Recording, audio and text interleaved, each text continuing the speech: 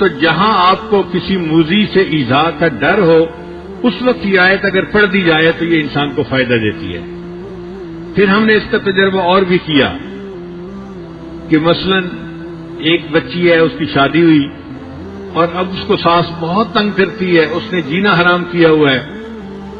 یا اس کی نند ہے وہ اس کو تنگ کرتی ہے، تو ہم نے کہا کہ بھئی آپ صبح صبح اٹھا کریں، فجر کی نماز بھی پڑھا کریں اور یہ آیت پڑھ کے ان پہ دم کر دیا کریں، اللہ تعالیٰ ان کے شر سے حفاظت فرمائیں گے۔ ہم نے جتنے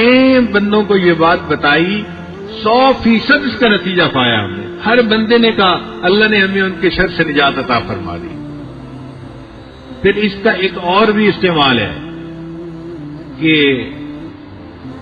بعض بچیاں گھر سے نکلتی ہیں تو اوباش لڑکے ان کو تنگ کرتے ہیں،